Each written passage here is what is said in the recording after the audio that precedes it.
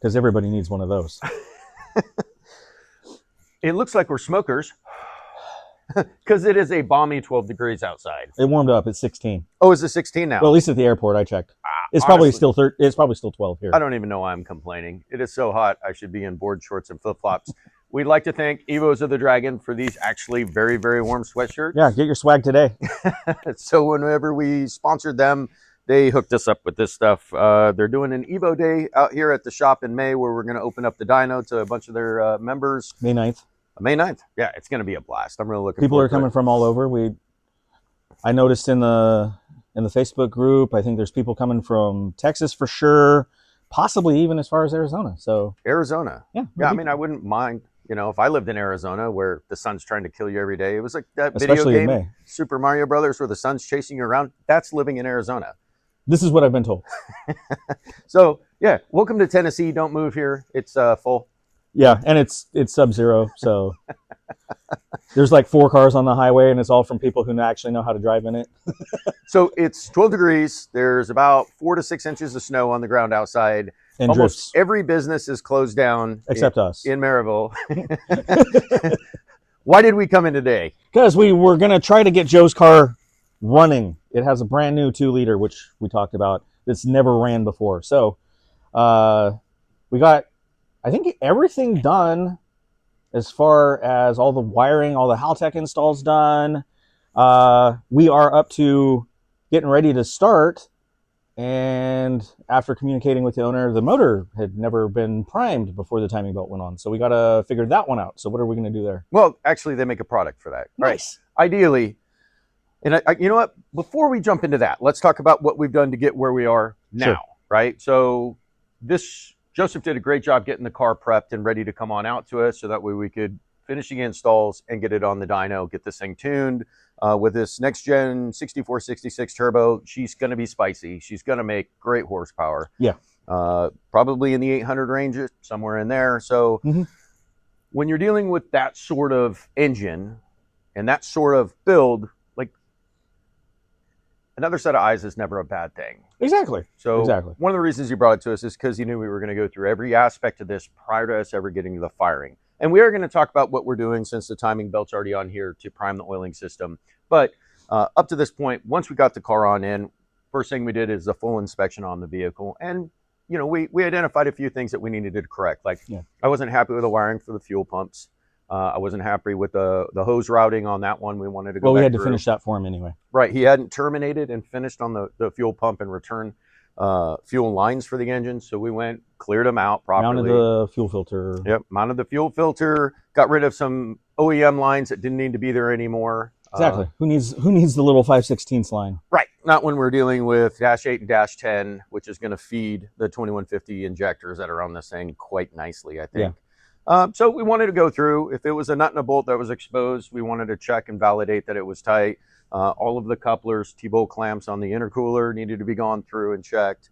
A lot of wiring needed to be done when it came to the sensors that he wanted to introduce onto this thing. Yeah, because we had the Haltech oil pressure, oil temp that needed wired. His strain gauge isn't a sensor, but his strain gauge needed hooked up to make the dog box work the right way. Yep. Wideband. Wideband. Yep. So there was a few things there. And then integration of factory one. So I did a bunch of the wiring so that way Aaron can go through and start doing the nerd stuff and actually assign challenges or assign channels in the ECU so that way the ECU knows, hey, this is the signal input for, like that sensor we put on in, right? The Haltech sensor, it's both oil pressure and oil temperature all in one unit, all in one housing, just one extra wire to run.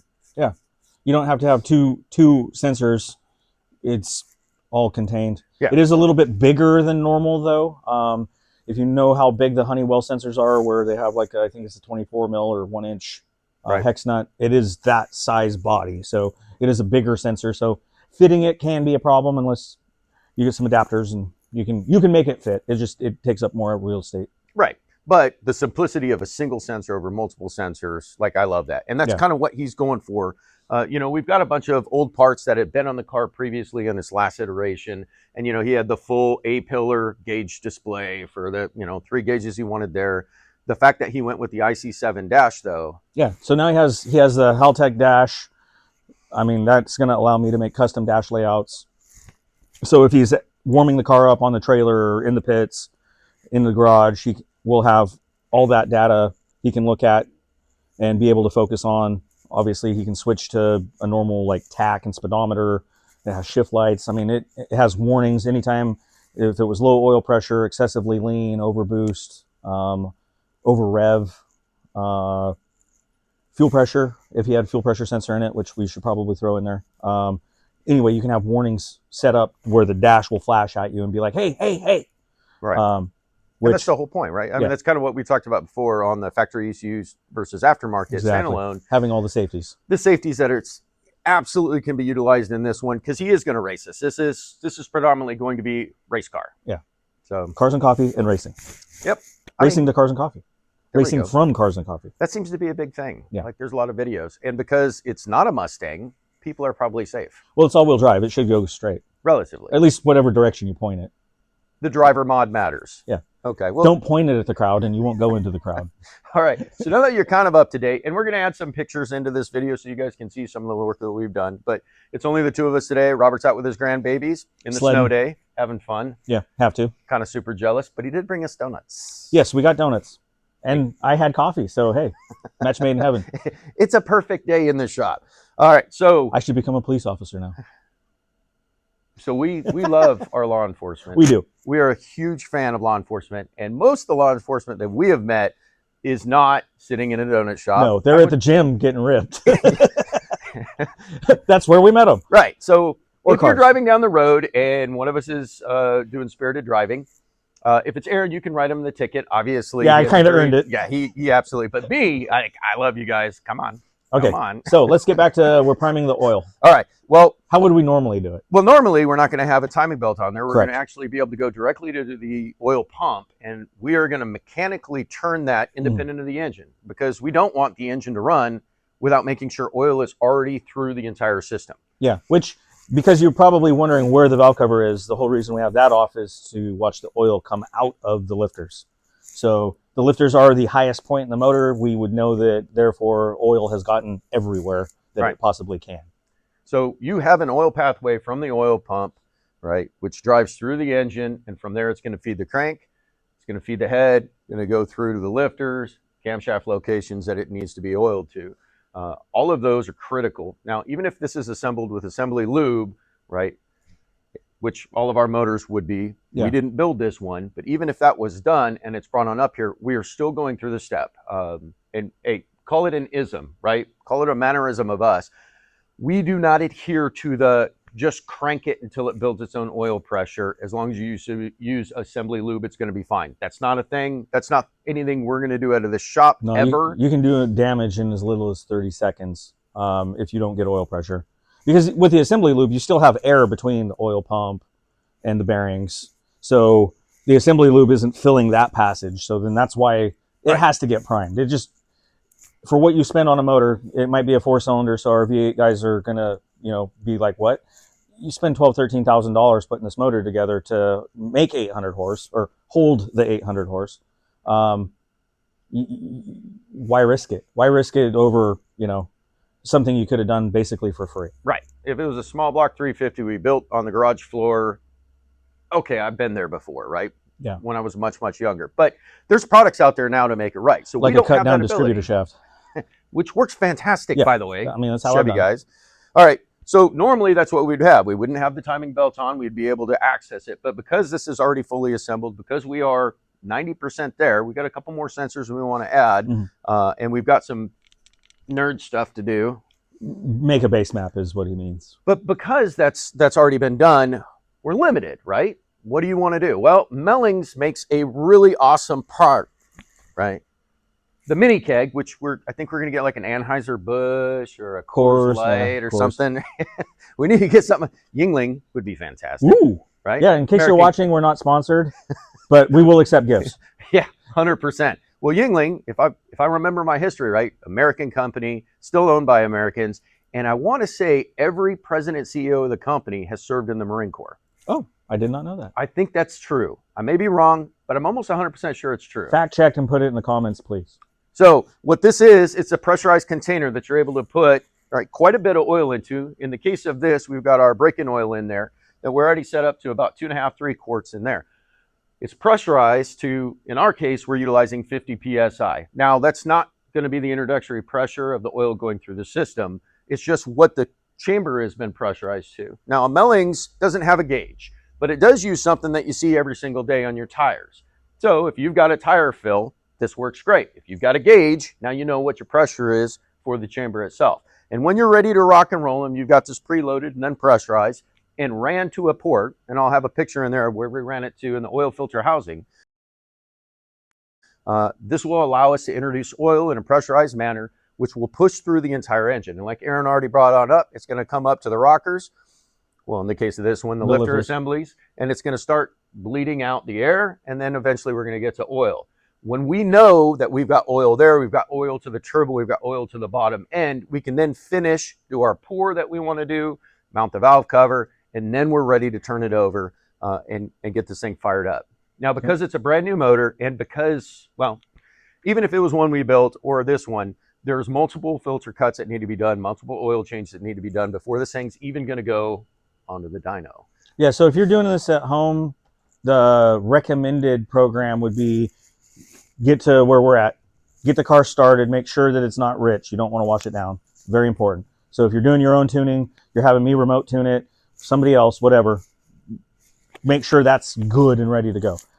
You would start the car, warm it up, get it up to temp, make sure the thermostat opens, make sure everything works, 15, 20 minutes, get some temp in the oil, turn it off. That's when you do your first filter cut.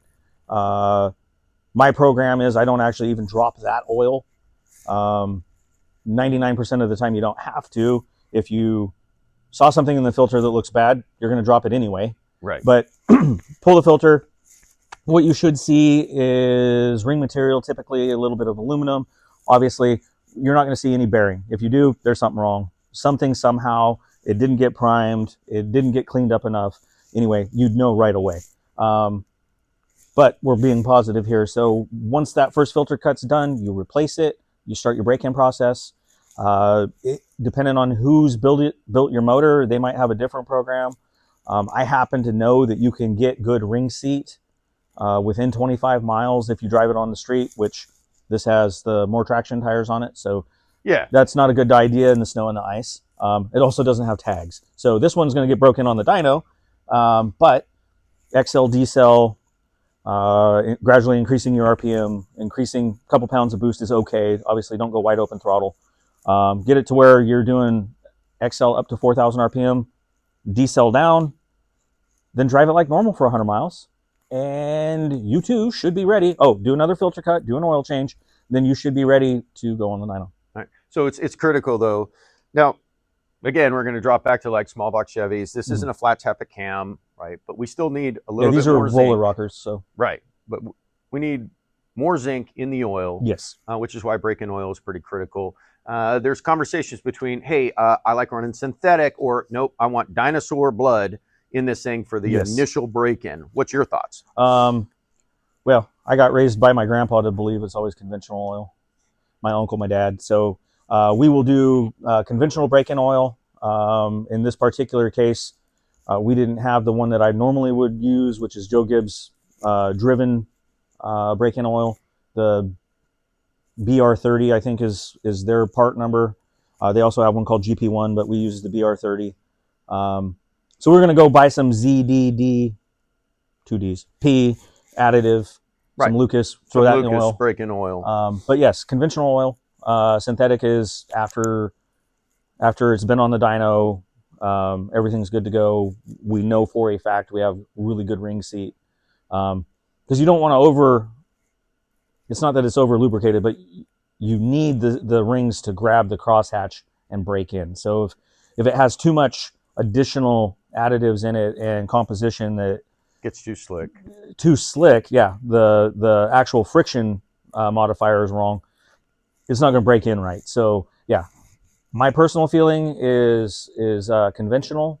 I'm notoriously low tech on oil. I do read the reviews, but yeah, that's the way I've always done it. I've never had a problem. Well, and that's the right way to do it, because what we brought up right there, the ring and getting the ring to seat properly, right, and to wear in properly initially for this start is critical. Yeah. Which is also why you will see very fine particulate glitter. Yeah.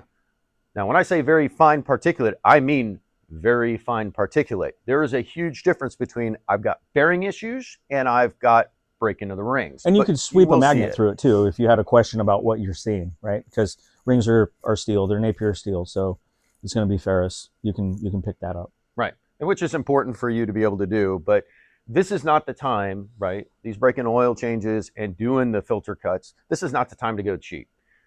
Nobody ever building a car has said, I'm within my budget.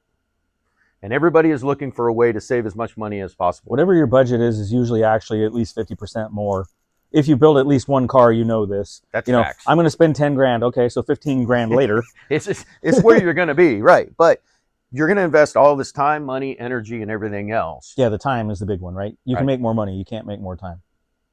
So to use or to go cheap right then on doing break-in oil, doing filter cuts, doing filter changes to make sure she's healthy, and then knowing when it's not. Yeah. When you see something in there, which I doubt we'll have on this motor, there's not going to be a video that follows up like, hey, if you see this, this is what the next steps are. But if you did happen to see big chunks of bearing material, you see some copper in there, you see something that's not supposed to be there after break-in, like at that point, it's teardown time to figure out what's failing and specifically why. Yeah. Well, and I mean, we've ran into this on customer motors where I used to work that they just didn't get the pan clean, or they made a mistake and left an oil cooler on it. If you were to be able to focus down here, there is no oil cooler on this particular engine. I don't think he's going to run one, but during this break-in process, if you do plan on that, make sure it's brand new. If you've had an engine failure. And honestly, if it's sat around, I've seen some weird stuff like bugs crawl into oil feed lines. Just because it sat on a bench doesn't mean that couldn't have happened. Just put a brand new oil cooler on it. Yeah, it's $700, but again, you're protecting your investment. But wait till it is broken in off the 9.0. You know for a fact that motor's good, because why waste the $700? Right. If you did end up pushing some material through this, that's one of those parts that you will never reuse. And this is an aluminum rod motor, so there is a likelihood we're going to see a little bit of aluminum from the interface between the aluminum rods and the journals. We should have plenty of clearance. It should be about 20 thou side clearance, but But again, we didn't build this one. That's not something we validated because we didn't have the motor out and to go through it. So from our side, there's a little bit of like, did they torque everything to spec? Is it done appropriately? Of course.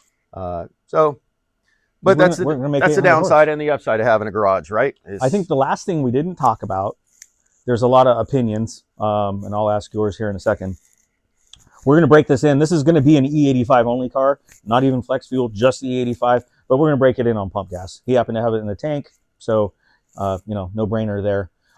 Main reason is because we're not going to break down the oil on the cylinder walls with gas, like we would with E85 or methanol. That isn't to say you can't do it that way, but we would do that on lower lifespan engines, typically where we didn't care, and it's just too much hassle to get the fuel back out, i.e. mechanical fuel pumps. Not necessarily like a small block Chevy cam driven one, but like when we had the Aeromotives and Kinsler and all those style of big mechanical pumps where getting them primed is a pain in the rear end. But what do you think about, what do you prefer to have for fuel when you're breaking something in? Oh, gas. Pump 93. Honestly, it's the way to go. It's the way these engines were designed to run initially. It's the way we break them on in. Different fuel systems come with different issues, like you brought up with E85. No, if we're going to break this in, we're going to break it in on gasoline. I know his ultimate goal is just to keep this thing on E85, and I applaud him for it. Great power to be made on a fuel that is basically 116 octane. Yeah. Why wouldn't you want to run it on that? But in the purpose of what we're doing right now, at this stage, absolutely gas is the right way to go. And then we will clean the fuel system, get the lines, change it out for E85 once it's done with its break-in process. Once Aaron says, yep, I'm happy, I'm content, I'm ready to move forward with tuning. So I'm excited about it though, man. Like most cars, when they come on in here, we've got an idea on timelines. This one's kind of gone a little bit longer than we would have expected, but there was a few extra things that we've identified along the way that wanted to notify the owner of, order some additional parts in order to make it right. And now we have weather delays. Yeah, snow. That's great. I'm actually a little disappointed. I can't wait for the wiring stuff. So the guys over at Cosmic hooked us up. Yes. And by that, I mean allowed us to pay full price for parts. Thanks, guys. But they have got some really, really cool stuff for this thing. Right? We're going to do an unboxing video when it gets here. Oh, so should I not talk about the... No, let's talk about it. All right. I think we should definitely talk about it. We just can't show pictures of it right now. I know. All right, so those are coming soon. But basically, when you've got the IC7 and you want it to integrate to all of the factory stuff that's going to be in here, but you don't want to spend the signals, next 3 months... high beams, etc. Yeah, when you don't want to spend the next 3 months wiring all of those into it, they've got a plug-and-play harness. For the incredibly low price of $400. That's actually a steal whenever you're sitting there burning your knuckle with heat shrinking and everything else. For two reasons. Because you're not cutting your factory harness that you can't replace. Right. That just doesn't exist anymore. And if you aren't doing the wiring and you're going to pay us to do the wiring, you know, you're going to have 2 or 3 hours. That's $500-600.